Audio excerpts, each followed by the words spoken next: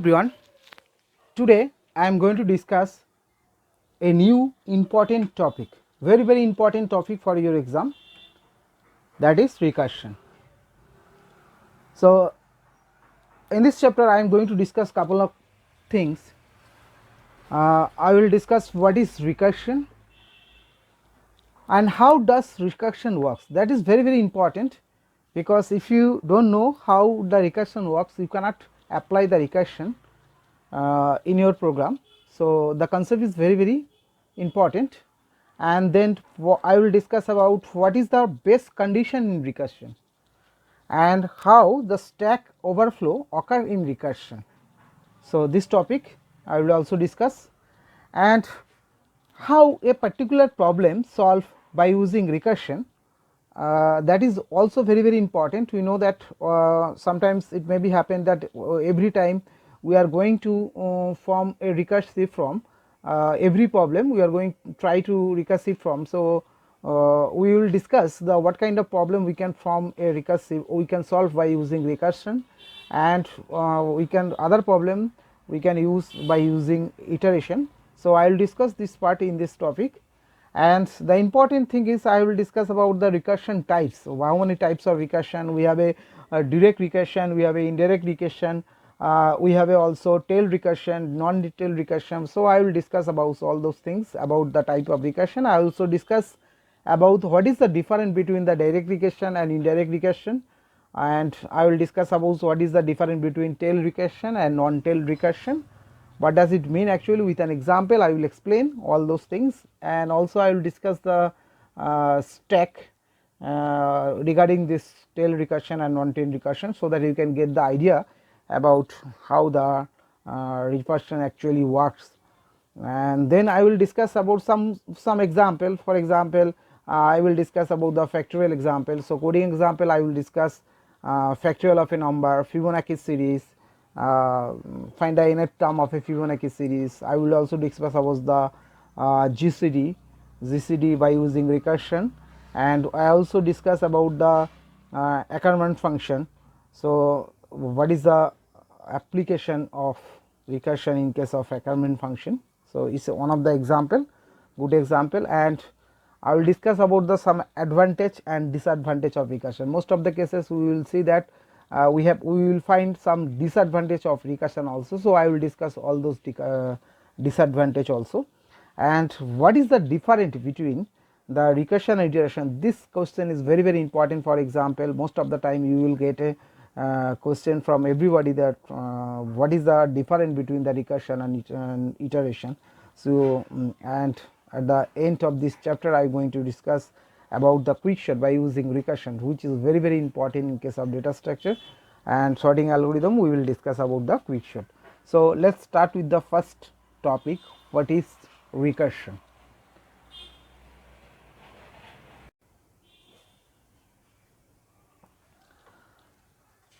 So in the previous lecture I have discussed about pointer, which is very important topic, and I in my earlier lecture I have also covered about the function. So you know the function, okay, and in this lecture I am going to discuss about the recursion, which is very important. What is recursion, how does recursion work, and what is the base condition, and when there is an error, stack overflow error we will see in our program. So that and how a particular problem can be solved by using recursion. So those important topic I am going to cover in this lecture, and the recursion is very important. The formal definition of recursion is the process in which a function call itself directly or indirectly is called recursion. So first we have to remember that recursion is a process, okay, and which come into existence when a function call a copy to itself or to work on a smaller problem, okay. So the process in which the function call itself, it may be directly or it may be indirectly, then it is called recursion, and the corresponding function is called recursive function, right. So from this definition we can understand what does mean recursion and what does mean recursive function.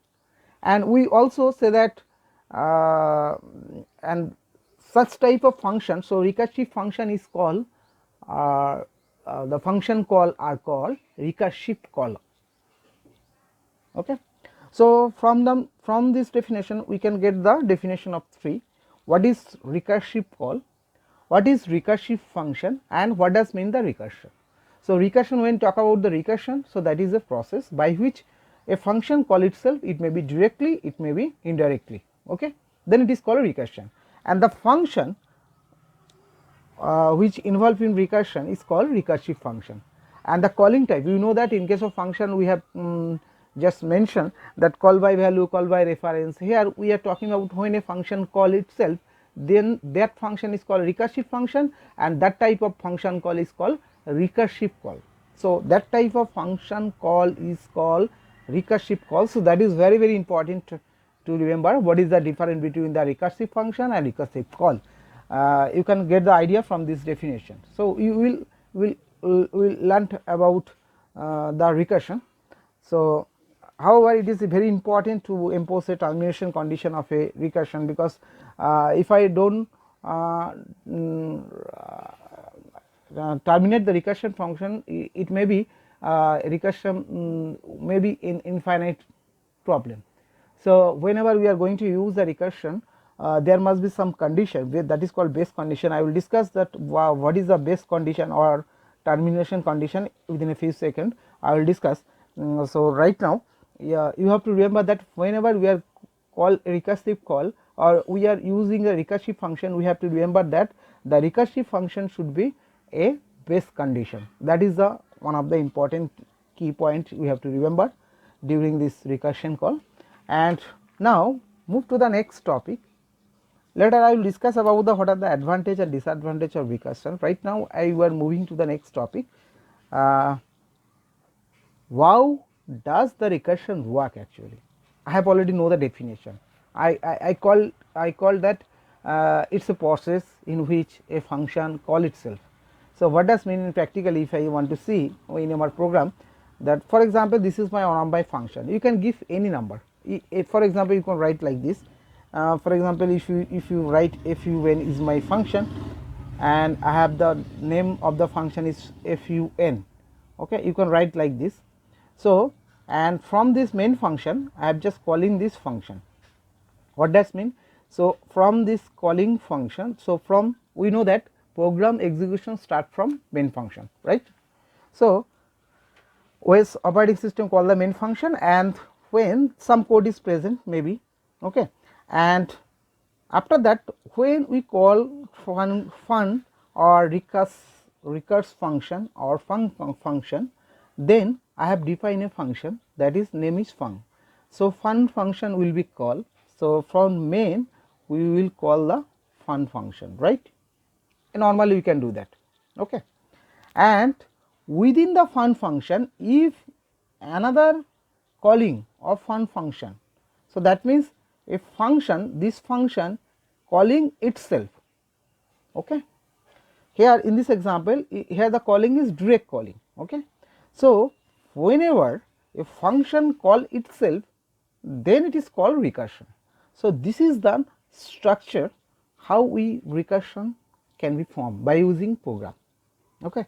So we can understood from this one, the fun is called from main function, and this fun function is called from within the main function again and again. Later we will discuss with an example, so many examples, so that you can get the idea about the recursion. So right now you have to just remember that a function call itself, that means this is the formal structure how a function call itself. It may be directly, it may be indirectly, okay. So when a function call itself is called recursion. So in this way the recursion is work, okay. And we have to remember one of the important thing. So you know that function calling itself again and again, okay, again and again it is calling, but somehow we have to stop this calling, okay. That otherwise that function will be infinite recursive function. So there must be something has to be used within the function, that the function should stop somehow. So we will use a if else statement or that kind of similar approach we are going to use, where one benchmark that the recursive call and other does not happen. It means that there must be some stop condition, that is called base conditions, where that the function will stop, right. So whenever we are using the recursion, we have to remember only one thing, that to prevent the infinite recursion we will use if else condition or some other similar approach, so that function should call at some point, otherwise we will meet into a infinite recursion. Okay. So in this way the recursion is work. So we will discuss with an example what is the base condition. So now the next question is, what is the base condition? What is the base condition of recursion? So I have discussed how the recursion works. So let us see what is the base condition.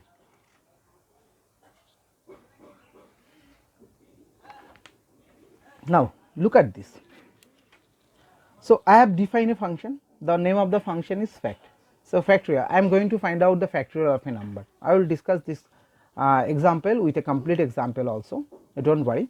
I will also discuss about if I want to solve a problem without a recursion, how can I solve this problem? We are already familiar with this one because we have done so many times factorial of a number in your numerical example solution in your lab, you have done already.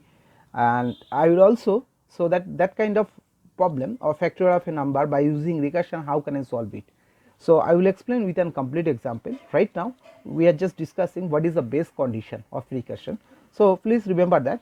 So in this function, so I have just write a piece of code of a factorial of a function. So within this function, name of the function is fact, okay, and within this function I have written if n less than equal to 1. What does mean? Suppose the f n equal to 3, okay. So I have just called this function by using 3. So n equal to 3, so I will check if n less than equal to 1, yes, less than equal to, so it will return less than equal to 1, then it will return 1, otherwise it will return n into fact n minus 1.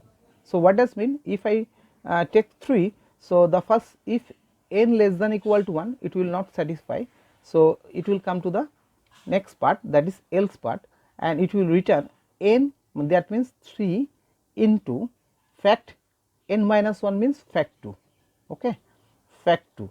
So that means again I am calling this function with value 2, okay, with value 2.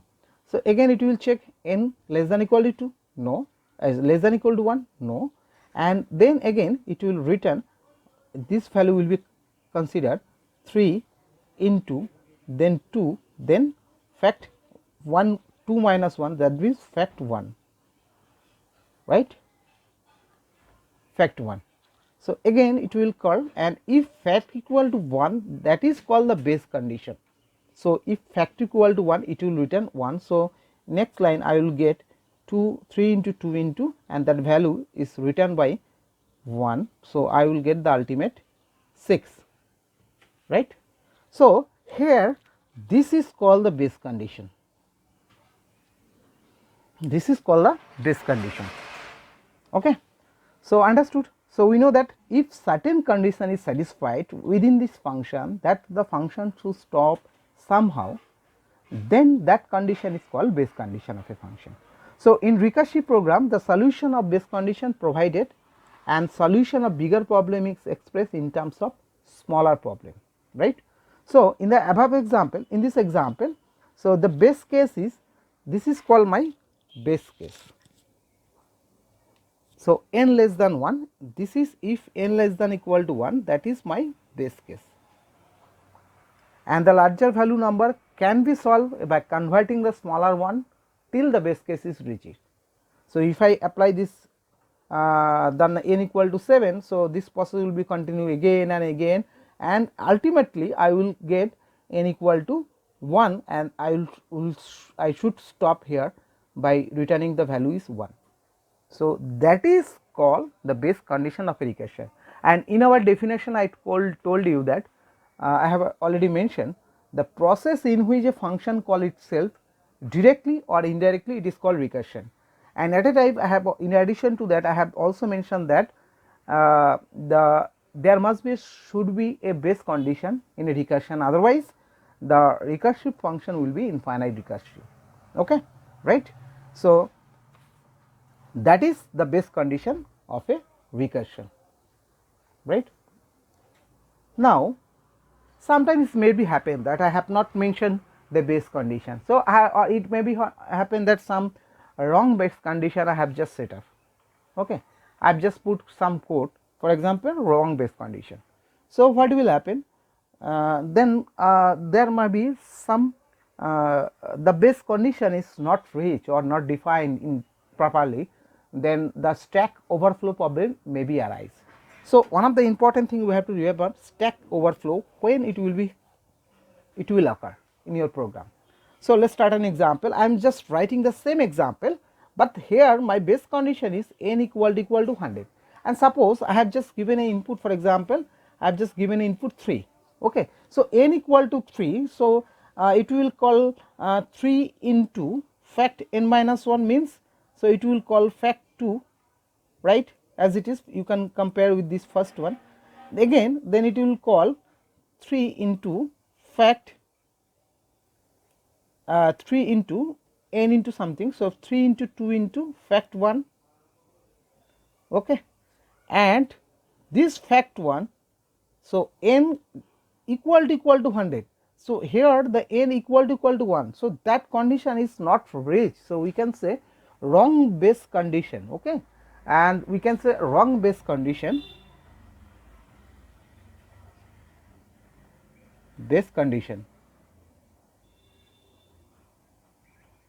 wrong base condition.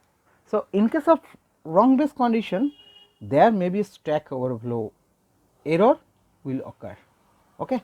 So, whenever we are going to use the recursion, so we have to keep remember that we should use the base condition in such a way that the base condition must be stopped somewhere. So, in this example, the first one, the condition where n less than equal to 1, so somehow we will get reach to the 1, but in this example I will never reach to my base condition. So, always try to keep remember that whenever we are going to just use the recursion, we must concentrate on that point, that how we reach to the base condition. If I write a base condition which is not reach, never reach, so the base case is not reachable. So, memory will be exhausted by this function on stack, and it will cause a stack overflow error.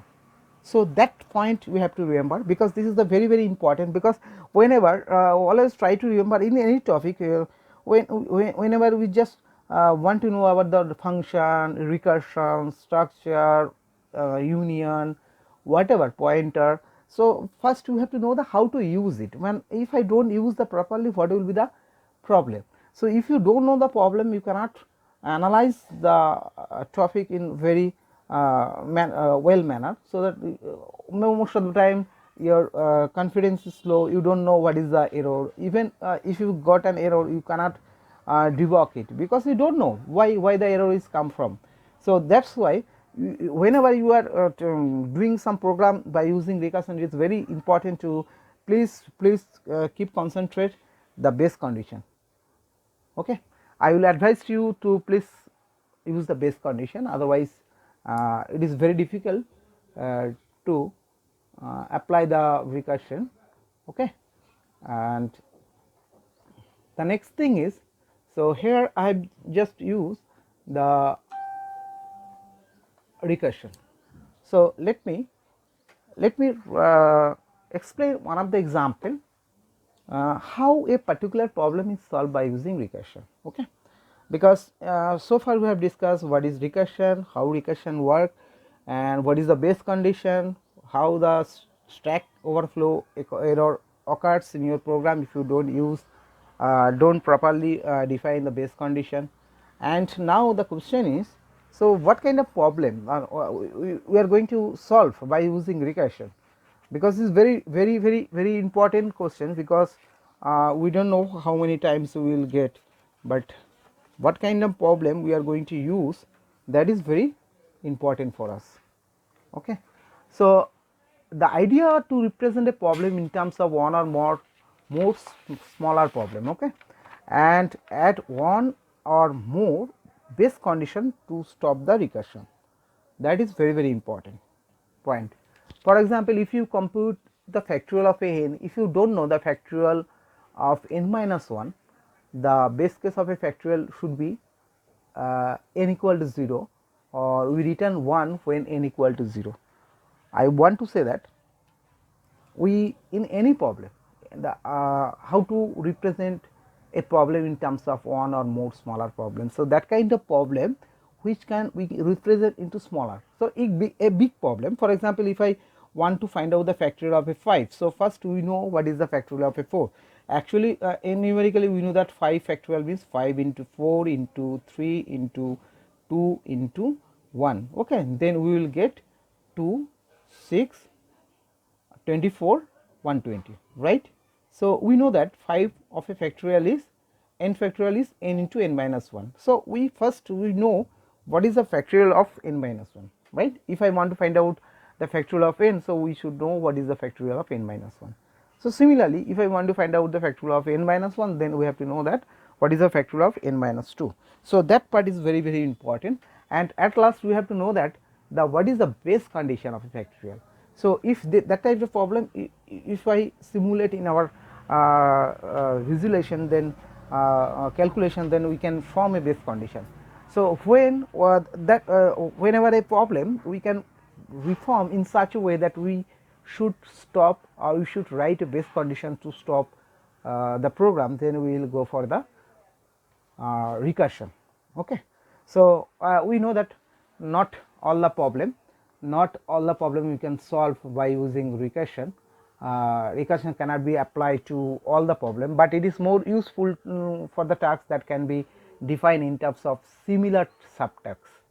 That point is very important, because whenever we are going to use, can be defined into a that can be defined in terms of similar subtasks. For example, recursion may be applied to sorting, so quick sort, searching we can apply binary search, and sub traversion problem, okay, and where we just solve the problem into a similar type of subtasks, then we can apply the recursion. Generally the iterative solution is more effective than the recursive, since the function call is always over it, we know that, and any problem that can be solved recursively can also be solved iteratively, okay, iteratively, and however some problems are best suited to solve by using recursion. For example, Tower of Hanoi, Fibonacci series, factorial of a number, Ackermann function, GCD, so many other prime number of a function or prime number, we can solve it, okay. So where we best suited to solve the problem by recursion, then we will go for the recursive procedure, or otherwise we will use the iterative procedure. So but you have to remember that any recursive iterative function also converted, any recursive function also converted to a iterative procedure, and we have done so many problems from the starting of our course. By using iteratively we can solve different problem. Even we have solved the factorial of a number by using iterative procedure, and in this example I have just written the same problem factorial. It is a complete example of factorial of a number by using iterative process, and later I will discuss about how to use by using recursive procedure. So let me explain this one. So factorial of a given number, we know that factorial of a given number, I have to take, initially I have taken two integer variable, one is int n and I is another variable, integer variable, and I have just initialized the value of fact equal to 1, okay. This problem you are already familiar. So let me recap this concept. So first we have to printf enter an integer. So it will give message to the console to the user that please enter a input. So that input will be assigned to this variable n.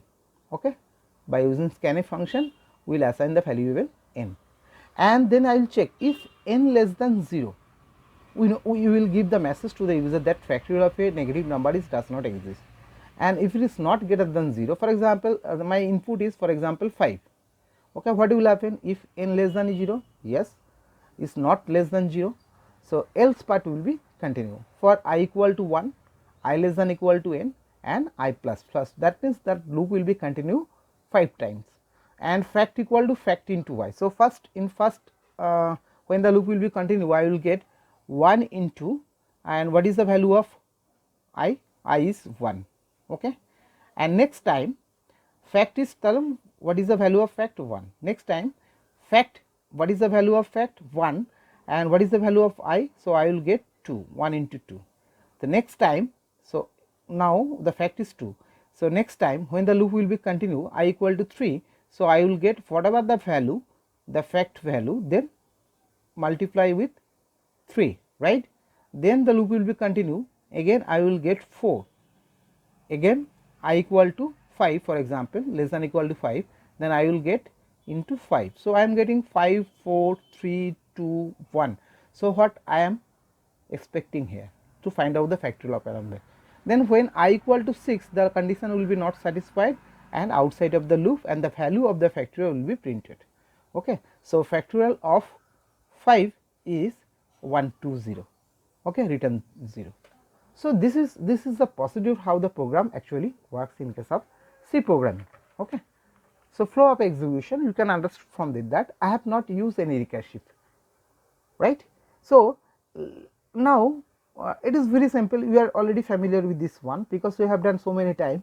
Now this is the problem by using iterative procedure, because I have not used the recursion. So let me the same problem, let me reform by using recursion.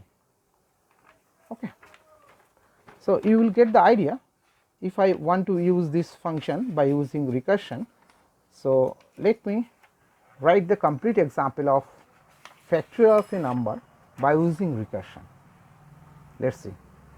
So this is the complete example, factorial of a number by using recursion.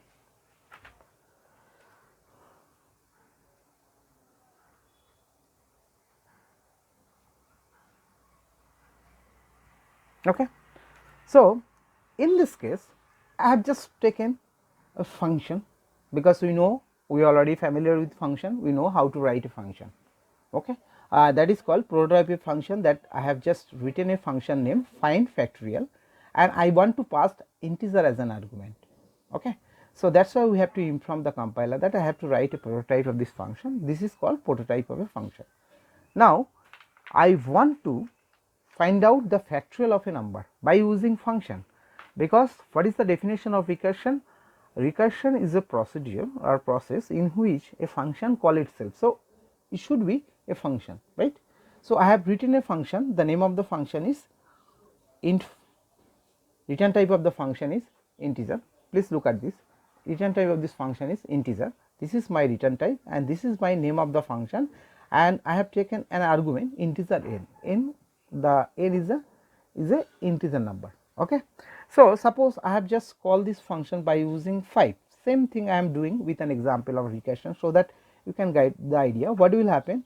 Sometimes n equal to 5, we have already explained this part. So n equal to 5. Okay, so then n equal to 1 check, and that part will be executed. I am just coming later within that.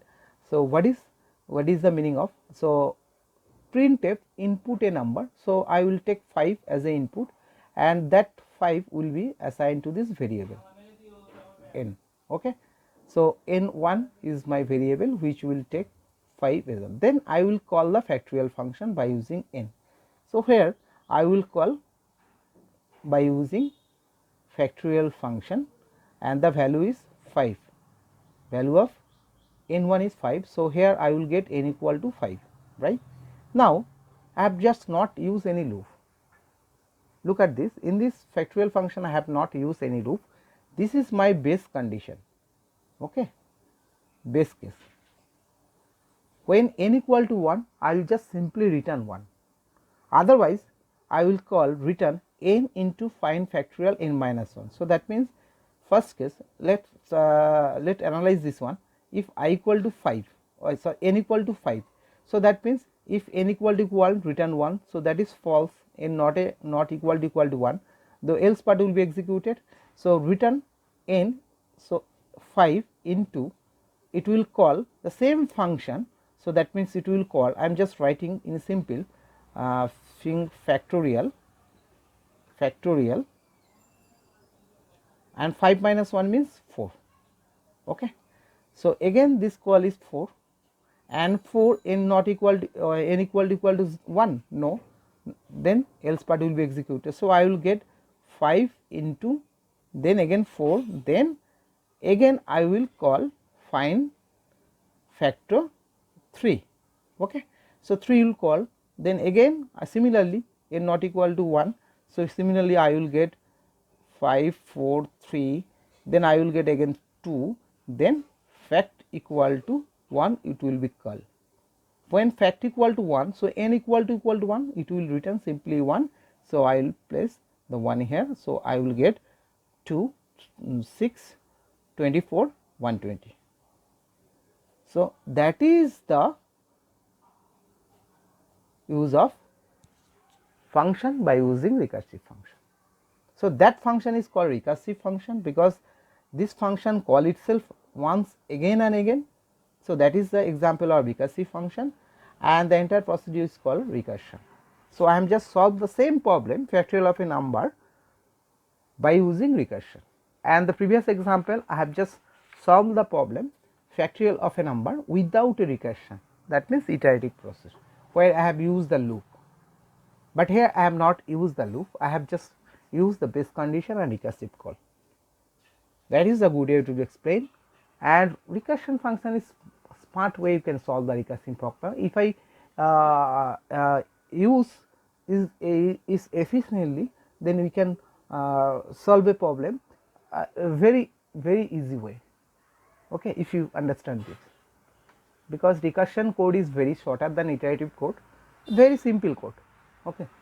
But however, it is difficult to understand if you don't know how it is work and how the program execution will flow, and then it is very difficult. If you don't understand, then it is very difficult. So please concentrate on that point, how to use the recursion, that is very important. So try to any kind of problem, try to first similar, try to solve the problem by using same kind of small piece of tasks, so that similar subtasks can be generated. If their problem can be break into a same type of similar subtasks, then we can apply the recursion. Not all the problem, we have already mentioned that not recursion cannot be applied to all the problem, because it is very difficult. Sometimes we will if I don't want to break the problem into similar subtasks, then it is very difficult to apply the recursion.